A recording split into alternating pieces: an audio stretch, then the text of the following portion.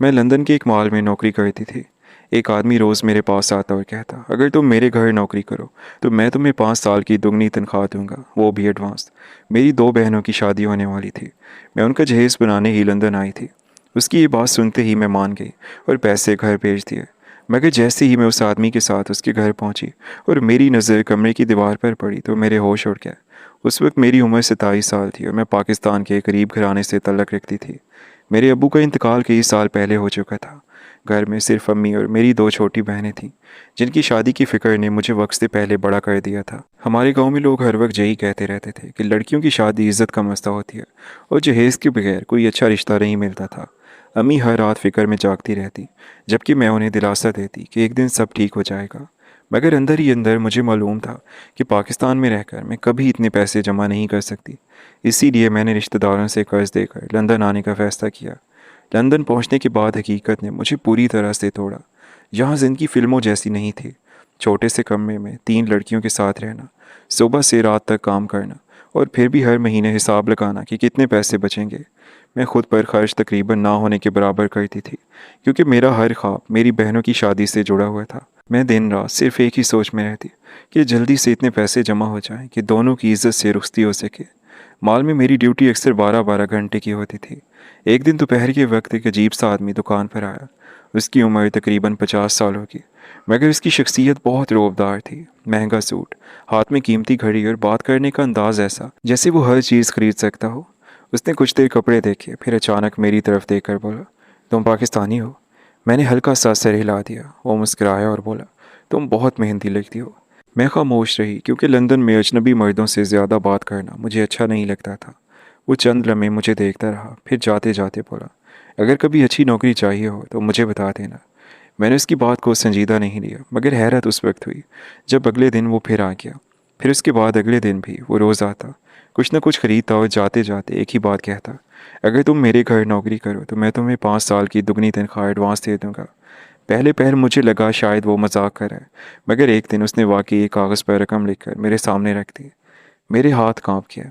इतने पैसे मैं शायद 5 साल में भी जमा ना कर पाती। उस रात मैं पूरी रात सो न सकी।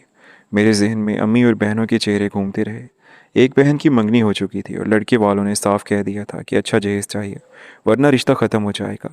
दूसरी बहन की उम्र भी तेज़ी से बढ़ रही थी और हर आने वाला रिश्ता जहेज का पूछ कर चला जाता। 2 दिन बाद उस आदमी ने फिर वही बात की और इस बार उसने कहा, तुम्हें सिर्फ घर का ख्याल रखना होगा। मेरी बूढ़ी वालदा बीमार है, उनकी देखभाल के लिए एक ईमानदार औरत चाहिए। मैं अंदर से टूट चुकी थी। गुर्बत इंसान से बहुत कुछ करवा देती है। आखिरकार मैं मान गई। उसने फ़ौरन अपने आदमी के ज़रिए मुझे आधी रकम दे दी। मेरे हाथों में इतने पैसे पहली बार आए थे। मेरी आंखों में आंसू आ गए। मैंने फ़ौरन वो रकम पाकिस्तान भेज दी। अम्मी फ़ोन पर रोती रहीं और दुआएं देती रहीं, जबकि मेरी बहनें खुशी से पागल हो रही थीं। उन्हें लग रहा था उनकी ज़िंदगी संवर गई है। अगले दिन मैंने मॉल की नौकरी छोड़ दी और अपना थोड़ा सा सामान लेकर उस आदमी के भेजे हुए ड्राइवर के साथ उसके घर की तरफ रवाना हो गई। रास्ते भर मेरे दिल में अजीब सा खौफ था, मगर मैं खुद को यही समझाती रही कि शायद मेरी किस्मत आखिरकार मुझ पर मेहरबान हो गई है। तकरीबन 1 घंटे बाद गाड़ी लंदन के पोश इलाके में एक बहुत बड़ी हवेली नुमा कोठी के सामने रखी। उस घर को देखकर ही अंदाज़ा हो रहा था कि मालिक कितना अमीर है। मेरा दिल ज़ोर ज़ोर से धड़कने लगा। ड्राइवर खामोशी से मेरा सामान उठाकर अंदर ले गया। घर अंदर से और भी ज़्यादा शानदार था। हर चीज़ कीमती और खामोश माहौल, ऐसा जैसे वहाँ बहुत कम लोग रहते हों। मुझे अजीब सा एहसास होने लगा, मगर अब वापस जाने का रास्ता भी नहीं था। एक औरत मुझे ऊपर वाले फ्लोर पर एक कमरे तक ले गई और बोली, आप यहाँ आराम करें, साहब शाम तक आएंगे। मैंने हल्का सा सर हिलाया, फिर जैसे ही कमरे के अंदर कदम रखा, मेरी नज़र सामने दीवार पर लगी एक बड़ी तस्वीर पर पड़ी और अगले ही लम्हे मेरे हाथ से बैग ज़मीन पर गिर गया। मेरी सांस रुक गई, जिस्म कांपने लगा और आंखें खौफ से फैल गईं, क्योंकि तस्वीर में जिस आदमी के साथ वो अमीर शख्स खड़ा था वो कोई और नहीं बल्कि मेरा सगा मामू सलीम था। वही मामू जिसने 10 साल पहले हमारी सारी ज़मीन हथिया कर हमें घर से निकाल दिया था और जिसके बारे में अम्मी हमेशा कहती थी कि उसने इंसानों की नहीं शैतानों की ज़िंदगी इख्तियार कर लिया। मेरे जिस्म से जैसे जान निकल गई थी। मैं चंद लम्हे तस्वीर को घूरती रही। यकीन ही नहीं आ रहा था कि दीवार पर लगी उस तस्वीर में मेरा मामू सलीम खड़ा है। वही मामू जिसने अब्बू के मरने के बाद हमारी ज़मीन हथिया ली थी और हमें धक्के देकर घर से निकाल दिया था। अम्मी आज तक उसका नाम लेते हुए कांप जाती थी, क्योंकि उस आदमी ने सिर्फ दौलत के लिए अपने ही बहनोई के यतीम बच्चों को सड़क पर ला खड़ा किया था। मैंने फ़ौरन कमरे के दरवाजे की तरफ देखा। मेरा दिल चाह रहा था अभी भाग जाऊं, मगर फिर अचानक मुझे अपनी बहनों का ख्याल आया। वो पैसे जो मैं घर भेज चुकी थी और वो ख्वाब जो उन पैसों से जुड़े हुए थे। मेरे कदम वहीं रुक गए। मैंने खुद को संभालने की कोशिश की और दोबारा तस्वीर की तरफ देखा। उसमें मामू के साथ खड़ा वही आदमी था जिसने मुझे माल में नौकरी की पेशकश की थी। दोनों बहुत खुश नज़र आ रहे थे, जैसे बरसों पुरानी दोस्ती हो। मेरे दिल में खौफ पड़ने लगा। आखिर मेरा मामू ऐसे आदमी के साथ क्या कर रहा था। उसी वक्त दरवाज़ा खुला और वही अमीर आदमी अंदर आया। उसने मुझे तस्वीर की तरफ देखते हुए देखा तो उसके चेहरे पर हल्की सी मुस्कुराहट आ गई। वो आराम से बोला, लगता है तुमने तस्वीर देख ली। मेरा गला खुश्क हो गया। मैंने कांपती आवाज़ में पूछा, आप इस आदमी को जानते हैं? उस सोफे पर बैठ गया और बोला, बहुत अच्छी तरह जानता हूँ। सलीम मेरा बिजनेस पार्टनर है। मेरी टांगें लरसने लगी। मैं जानती थी मेरा मामू गलत कामों में मुलविस है। तभी वो अमीर शख्स मुझे अपनी माँ के पास ले गया और कहा, तुम्हें कोई काम नहीं करना होगा, बस मेरी बूढ़ी माँ की खिदमत करनी होगी। तुम आज से उनकी केयर टेकर हो। मैं कोई गफलत बर्दाश्त नहीं करूँगा। उसकी बातें मेरे सर के ऊपर से गुजर रही थी। मुझे एहसास हो गया था कि मैं गलत लोगों में फंस गई हूँ। मामू के दोस्त भी उनके जैसे ही होंगे। मामू शायद मुझे ना पहचानते क्योंकि मैं छोटी थी जब वो गई और दोबारा पलट कर नहीं आए थे। मगर मामू का चेहरा आज भी मेरे जहन में नक्श था और उनकी तस्वीरें भी अम्मी के पास पड़ी हुई थी।